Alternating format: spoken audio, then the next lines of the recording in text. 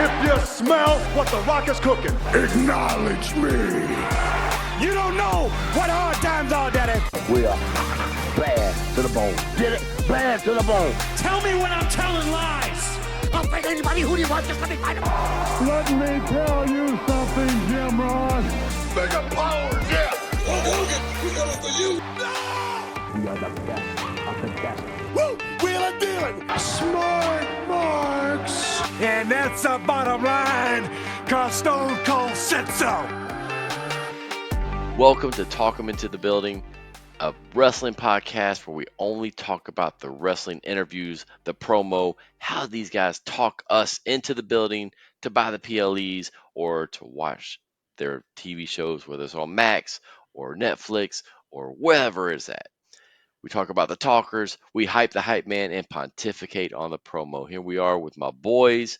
I got Ida Lead over on the West Coast. I got Adrian down over here on the East Coast in Georgia. And today we got a quick hit, a recent one. You know, normally we look back in the day, we got a little, some type of theme or something, but no, not today. Today we're going to talk about AEW's MJF Jeff Jarrett promo from Dynamite on 115. So, guys, before we even talk anything about it, we're just going to jump right in, watch it, and then react. Outlaw, Jeff Jarrett. His theme song never gets old for me.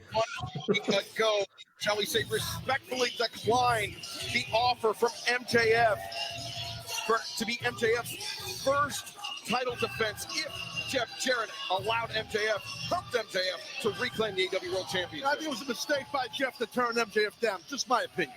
Really? What's up, Cincinnati? You know, the last few weeks, I mean, they sure have been humbling for me.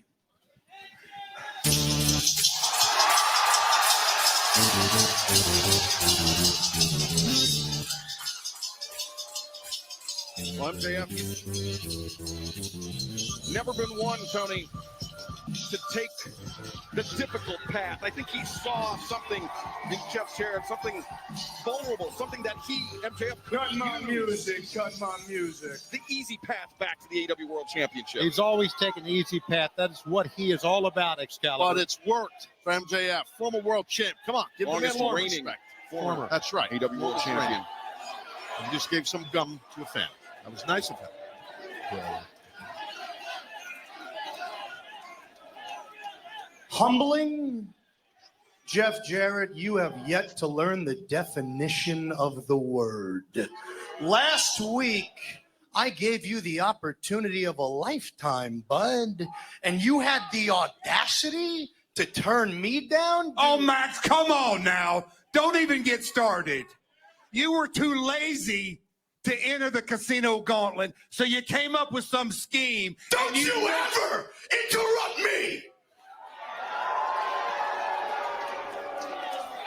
Okay, hold on. I lost my cool. Listen, let's get real here, Jeffrey. I'm MJF, okay? If I retired tomorrow, they'd put me in the Hall of Fame. I'm a living legend. You walk around like you're one too, you definitely have all these dumb schmucks convinced of it. But allow me to school all you simple-minded folk on the real legacy of the last outlaw. Emphasis on last, because Jeff Jarrett is the last thing you see before your favorite wrestling company dies. You know, Double J, this whole one more year with the possibility of you winning my Triple B would be a whole lot cuter and warmer and fuzzier if you weren't literally the definition of a pro wrestling Grim Reaper. So I'm talking, guys. What are we doing here? Shut up. You know, when I think about your career, Jeff, it's enough to make me want to drink. Oh, Jeff, I just took it way too far. I know you're a raging alcoholic. Recovering. I'm sorry. I'm sorry. But you know what?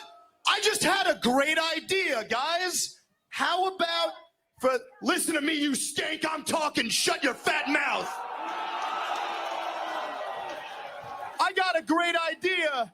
How about for the health of this company and for you, I send your ass packing back to rehab where you belong. But hey, Jeff, do me a favor. Can you make sure that sexy MILF of a wife of yours sticks around? I happen to be a big fan of Karen. But you know what, dude? I'm not a monster. I'm salt of the earth. When I'm through with her, I'll ship her over to Tennessee for you. That way, you can be the first man in history to know what a generational talent and an Olympic gold medalist's balls taste like.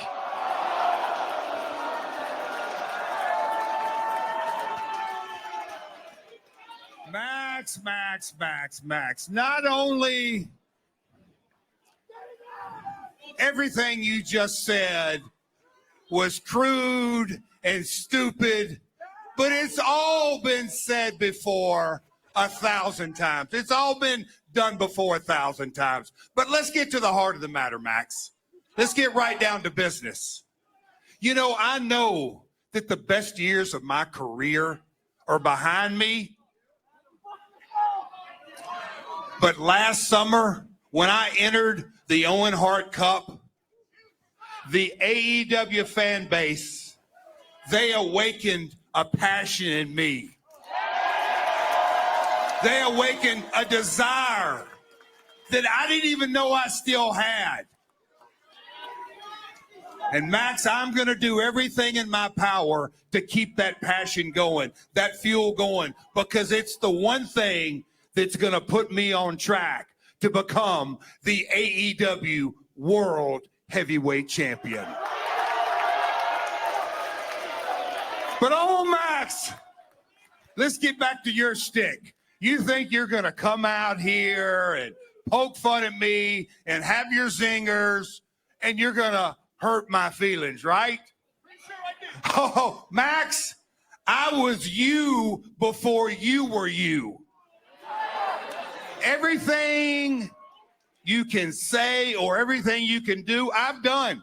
I did it before you, and oh yeah, I did it better than you. But Max, hold on before we get all bent out of shape here, because you confuse me. You really, really confuse me. Because I don't know if you're a dumbass or if you're just a scumbag. But knowing where you come from, maybe it's all the above. You know, because Max, there are days, hear me out, there are days that matter of fact, I feel very sorry for you. He is your scumbag. But let me just give you a little family history about this scumbag. Because he had a tough upbringing. I actually feel sorry for him on some days. I mean, Max, it's being tough. It's really tough being raised by a call girl mother. And you know, your old ambulance chasing attorney old man, I mean, being reared by those two, it's tough. And, you know, I know for a fact that when your dad knocks your mom up, she still made him pay for that shit, didn't she? But hold on, Max. You know, the old saying goes, we all marry our mommies.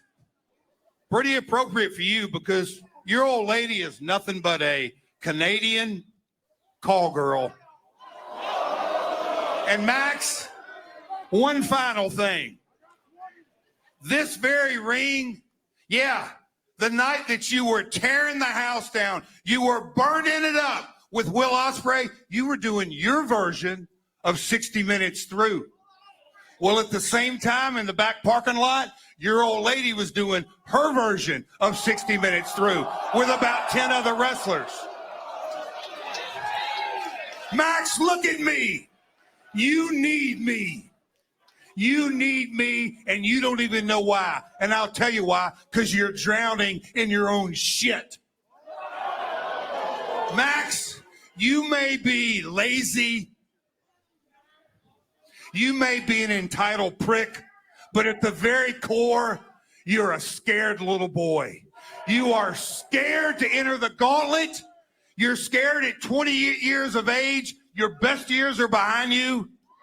You're scared to death of never being on top. And like I said last week, you are scared of becoming a one-hit wonder.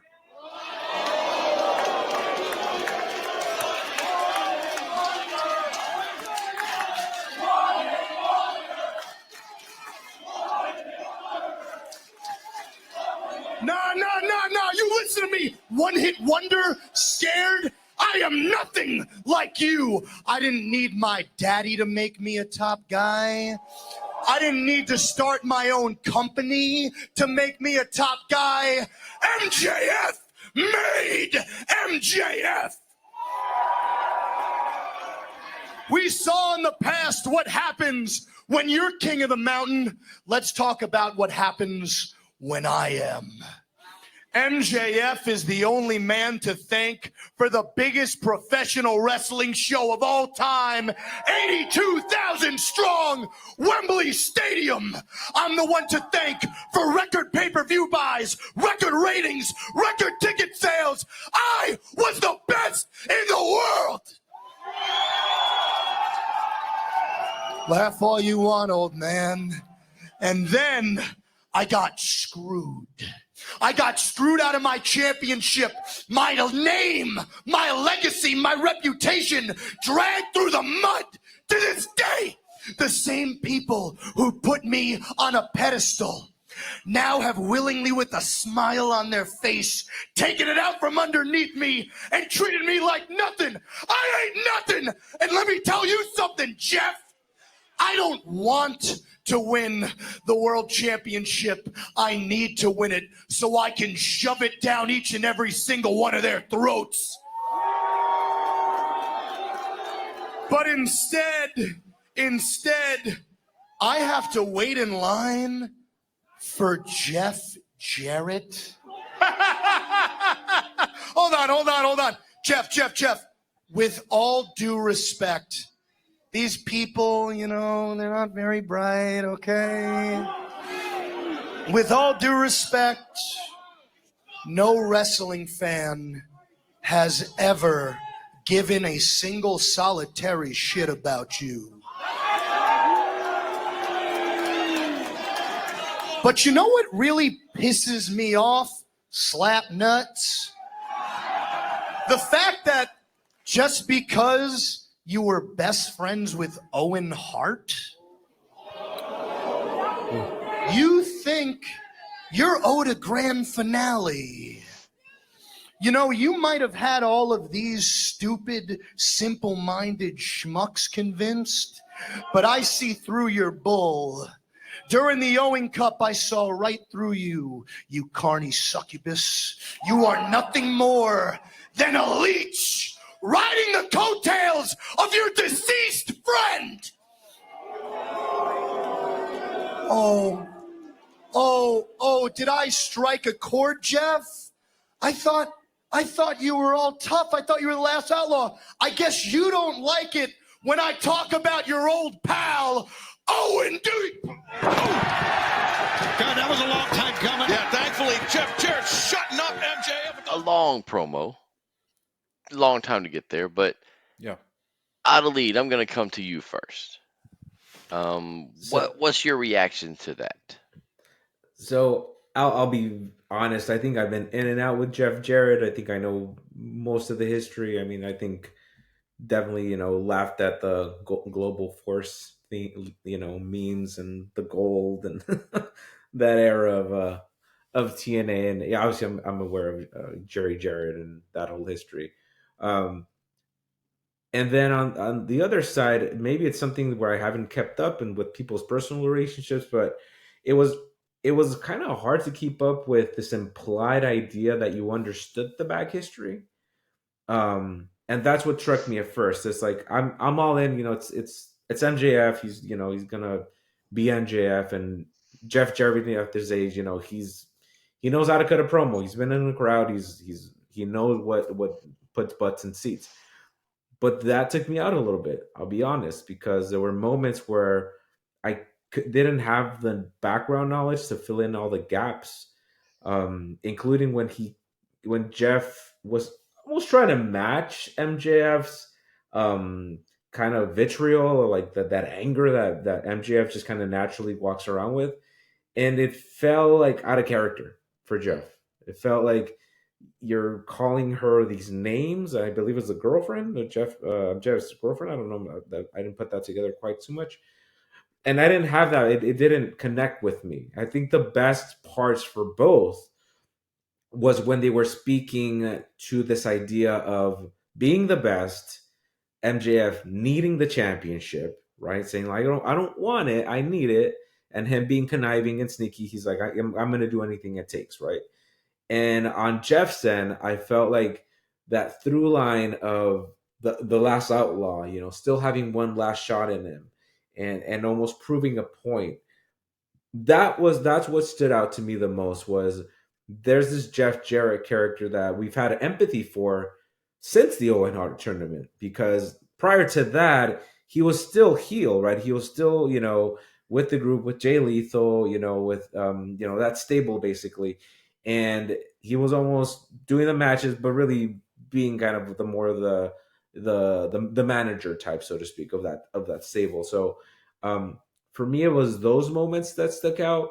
I will say this: it's been a long time that I've seen MJF not in the championship picture for this extended amount of time, right?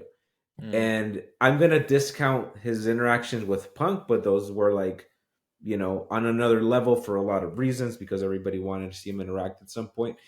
But it does feel a little bit, at least to me, like this program hopefully gets to that point, but they were treading water for some moments in there.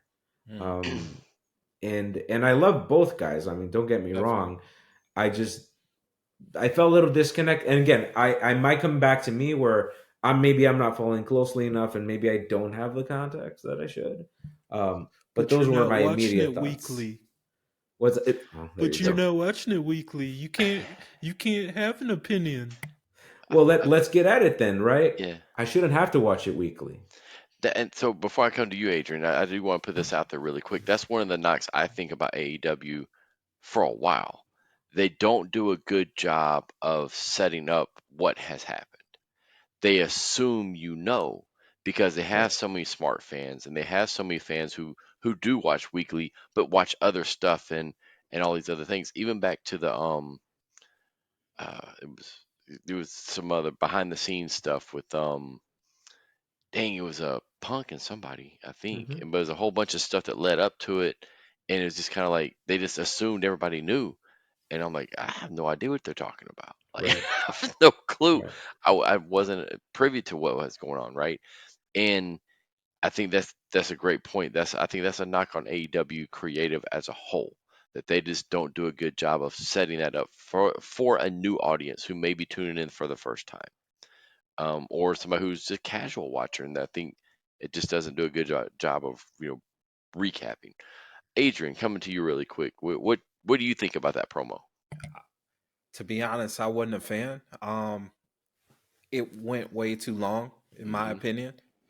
And the portion, if I had the preference of cutting a portion out, it would have probably been that nastiness of like, we don't know MJF's mom. Like, that's just such a weird thing to even bring up. Like, and I'm sorry if I come off this episode as a hater or something, so be it. I'm absolutely fine with it. But no one knows his mom, so why are we even talking about her? No one, people know who his wife, MJF's wife, is, but we don't see her on a weekly basis. She's not a character on television, so why bring her up? none of this matters. The root of it, the root of this conflict is a few things. Obviously, MJF has been on the outside looking in of the championship, even though in most people's opinion, myself included, I'm sure you guys agree with me, MJF has done the heavy lifting for that company for the past 5 years. He's been a part of some of the greatest rivalries, some of the biggest moments. MJF has been a part of this. And it's almost like, honestly, I kind of feel like he is on the outside looking in, and it is bogus. So I feel him on that. But him being a heel, I can feel him being a heel. I support it. Like, that's, if you listen to the crowd still loves him. He's our scumbag. That was a chant that they were saying. When he came out, people were chanting MJF, MJF. Yeah. Hold on. Is he a heel or is he a face? Like, it's one of those unique situations where, based on that crowd, he's still a baby face essentially, but he's a jerk. And I'm fine with that.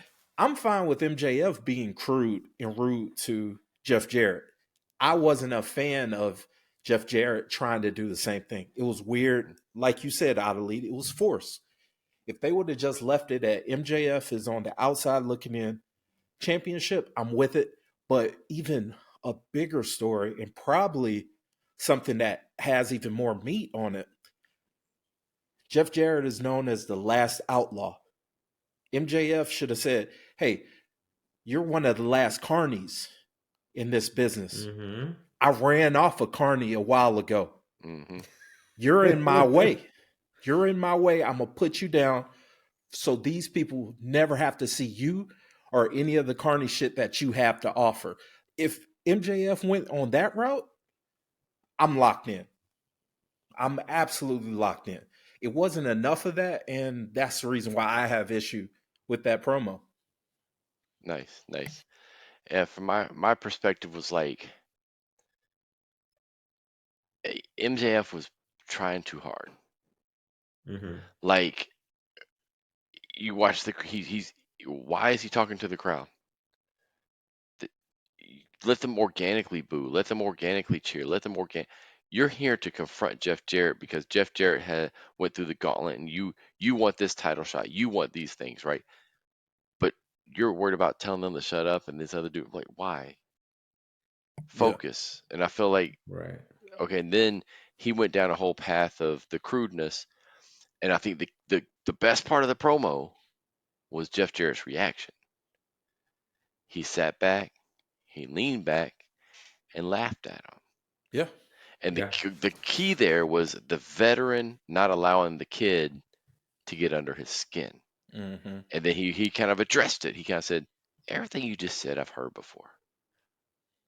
Like, he didn't blast him back or nothing at that moment. Like, I was like, okay, why is he going down this path about Karen and all this other kind of crap? And I'm watching Jarrett, and I'm like, okay, Jarrett's going to do that. All right, I got one for you. And then he kind of kept back. But then I agree with you, Adrian. Why Jeff Jarrett went down this whole other crude part, I don't get it. And I didn't think it advanced anything. I think the Owen Hart comment made no sense. Right. If it just kind of like, okay, yeah, he was his friend and whatever, but it's been freaking 20 years. You know, yeah, they had the tournament, and yeah, people got behind them because there's that connection. But you even see like people are like, the reactions weren't there. And I think that's a big piece when they go back and look at it. It's kind of like, why aren't people getting invested? I think one, they don't listen to the crowd, like you just said.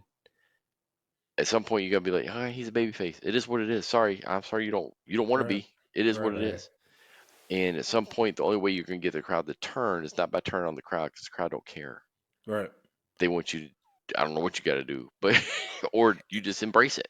And truth be told, their crowd, not to interrupt, I apologize, but to be fair, their crowd, like, they cheer heels. They're more of the smart fans. So obviously we're weird, like, you know what I'm saying? Like, it's the Raw after WrestleMania crowd. They're gonna boo they're gonna boo the baby face. They're gonna cheer the heels. Like, I get that, but that kind of takes out the casual viewer, the person that's not gonna be weekly locked in. Like, it's kind of confusing almost. Mm-hmm. Yeah. So Adelie, just like thinking about how Jeff Jarrett retorted and how he kind of came back.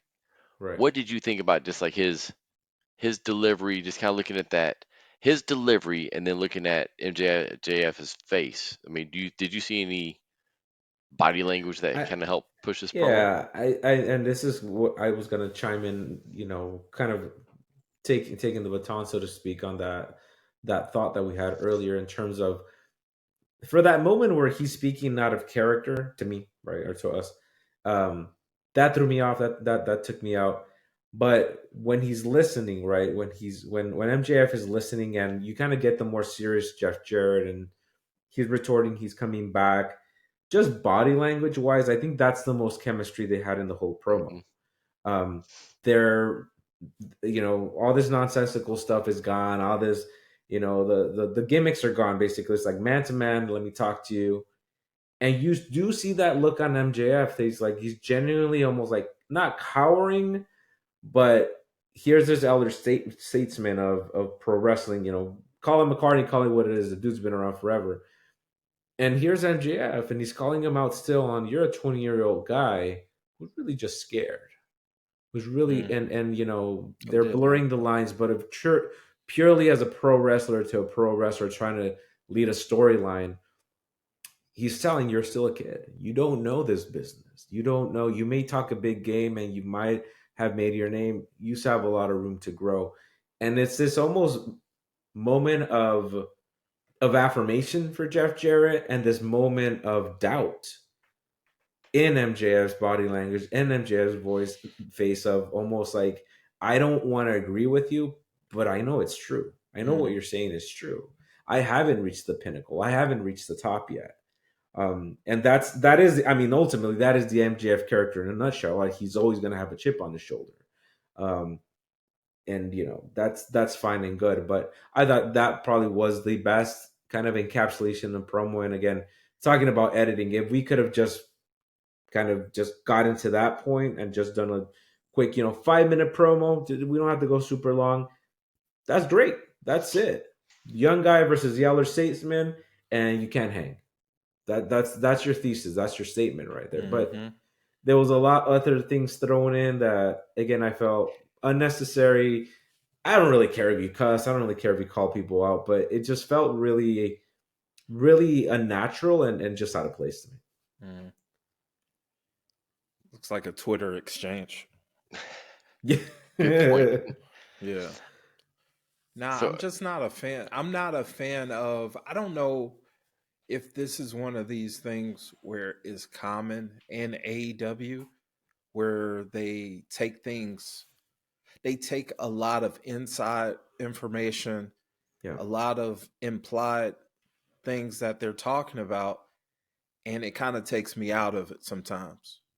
I think that's really my hang up, especially when it's a feud. Like, when it's two guys that are technically supposed to really not like each other, it's always something that's like super inside or super personal that it's like, dude, that's so unnecessary. But Adrian, maybe that's it. Maybe they just don't have chemistry. Because we just said they're talking, inside baseball, they're talking all these elements that, as the smart fan, you're supposed to know, right? Right. Or the fan that's always on the internet, apparently. And let's look back, because WWE just did this, and this is one of the hottest promos. We did our own analysis on it. Seth Rollins Punk. It was just inside stuff. I mean, there was stuff out there from the Cabana podcast that nobody heard unless you really listened to that. That's true. Or behind the scene things. But what made it work? Because there was genuine chemistry through some high level of dislike between those dudes that I don't see here. It was almost like they were going through the paces, and MJF lays out like, here are my catchphrases. Here are, I'm gonna, and right from the start, it's like, I'm sorry for getting angry. I didn't mean to get angry. That was the most kind of MJF part right away because he doesn't get angry like that. But everything else was by the numbers ultimately. I think interesting what you just said about talking about the Punk and Rollins. And here's the difference in the storytelling. Punk and Rollins has Michael Cole who helps push that That's right. narrative about That's right. their hatred, about their background. They may not touch on they're on Colt Cabana's podcast, but they left that apart alone. But even with what he said you went on your buddy's podcast and said there's more Right. to it, right? This was more like, okay, you're talking about his girlfriend. You didn't mention her. If people should know who it is, why are you mentioning his parents? I don't get it. I don't understand.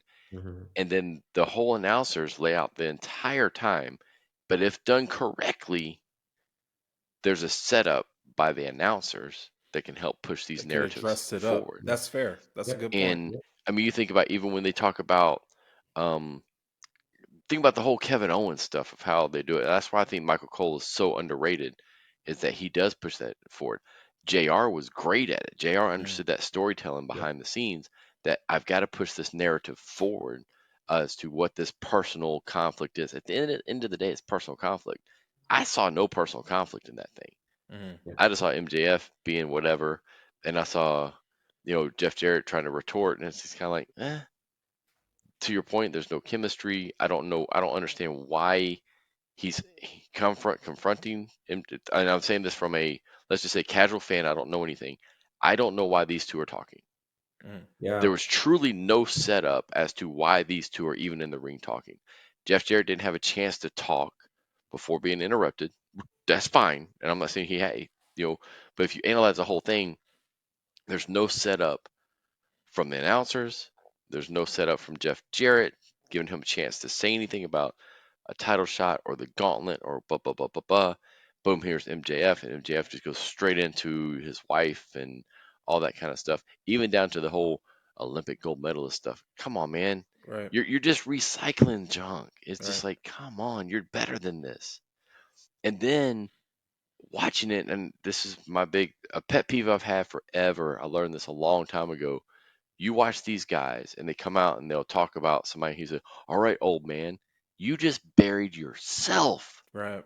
You buried yourself, because the moment you say old man to somebody you're going to have a 50-50 match or you're going to lose to, you look horrible. Hell, at the end of that segment, he got punched out by an old man. And it's like, you don't do that. I love the Carney part, the throwback to the USWA stuff, or his dad. But even down to the fact, had he said, "Oh, you want your company to go under like WCW? The last person there was you." I mean, kind of give those examples, because you want to trigger stuff. I recently watched the interview with Paul Heyman, and he said the reason he comes out and says, "Ladies and gentlemen, my name is Paul Heyman," he goes, "I assume that people have never watched this show before, and I want them to know who I am every time. It's I am Stan Lee, right? Yeah, it's 100%. Every comic book should assume it's someone's first comic book. Mm-hmm. And he said, that's why I do that. He goes, that's how we introduce people. And I'm like, that's why I sit back and I watch that promo. I'm like, oh. I mean, the old school formula was tell them who you are, tell them why I'm here, tell them why you should go see it, where you should go see it, how you should go see it, where it's at, what time, everything. Go watch all those promos, especially when they used to old school talk them into the building. It was Sunday night at the Omni, 7 p.m. Don't miss it. Be there. What did we watch for freaking 3 months leading into Raw on Netflix? 1/6, 8 o'clock, live on Netflix, global. Every single week, it's drilled into your head, even into their promos, right? And so in this case, I was just like, man, there just wasn't no setup. I had such high expectations, because I really want Jeff Jarrett's final run to be great. Absolutely. And I think MJF can help take him there. I actually look forward to those two clashing. I think it'll be very good. The match is going to be awesome. Yeah. The match is going to be awesome. That's never in doubt in AEW. For sure. And I think that's, if you sit back and look at greatest wrestlers of all time and what they've meant to this business, Jeff Jarrett's up there. Like him, don't like him, doesn't. what he's contributed to this business is ridiculous. And he jumped all around or whatever. But you think about some of the stuff he's done, even stuff he does with AEW now, the house show stuff he was doing with WWE before, the fact that TNA even exists because of him. Yep. I mean, we're 20 years plus, and because of him, thousands of people have had jobs in the professional wrestling industry. So I'm pulling for the dude just to have one wonderful, great year, and I really look forward to. I hope him and MJF have a great program. I hope they have a chance to take these promos to a different level. Definitely. Yeah. And I think that they can do it. So, but I'm pulling for it. But I mean, this first one, for me, it didn't connect. Yeah, so they tighten it up a little bit. So we in the past, guys, we gave Dusties. We gave 1 through 5 Dusties. So Ida Lead, how many Dusties did you give it? Oh man, I'm gonna be generous. I'm gonna give it 2 Dusties, one for each guy. Okay. Because I like both guys. So. Yeah, but it went in. Yeah, I'll give it 2.5. I'll give it 2.5 because again, if you take out that middle portion, the crude bringing up MJF's mom, that weird part, they had something. They really did have something. And then at the end of it, the whole getting physical part. Once he said Owen Hart's name, that's when it got physical, which is kind of weird because you just finished. I meant talking about my wife and what you're going to do with her. I don't attack you, but as soon as you mention Owen Hart, it's on. We're gonna scrap. That was kind of weird, but I did like that. I got to pop out of that, so I'll give them 2.5 for that. Definitely edit that middle portion, and I'm into it.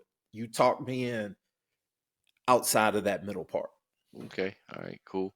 I'm gonna give it a Dusty and a Dustin, like a 1.5. That's it. Okay. You don't get a full. You don't get 2 full Dusties. You get a half a Dusty. Yeah, 1.5. I was pulling for it. I'm like you. Like I had that hope. Yeah. But I think my problem is just that I didn't love the physical part. I felt like this being the first one, we didn't need it. But fair. If you look at it, not thinking about it from a context of it's as a standalone is fine. But I think for a first one. Because if we're going into a program, it just didn't need the physical. And also, I lost the connection. Same exact thing you just said. Okay, Owen's what set him off. You just talked about doing stuff to my wife, but Owen is what set you off. Okay, so but yeah, it just didn't connect for me. But yeah, all right, guys, I've had fun talking about this one. I know we haven't done as much AEW stuff as we probably should, but I enjoy taking the old school from Jeff, the new school from MJF, pulling for both of them. Hope this program is going to be great. Thank you guys for joining us on this quick hit. This, talking about something that just happened in the last couple of days. So thank you. Also, make sure you check out our archives. We got all kinds of stuff, y'all. We checked out some managers. Did a whole show on Mick Foley. Recently did Brothers in the Paint. So hey, come check out some of those old shows right here on Talking in the Building. Make sure you hit that subscribe button. And thank you again for listening, watching, however you're consuming this. We appreciate it. And until next time, man, I hope you get talked into the building. Later.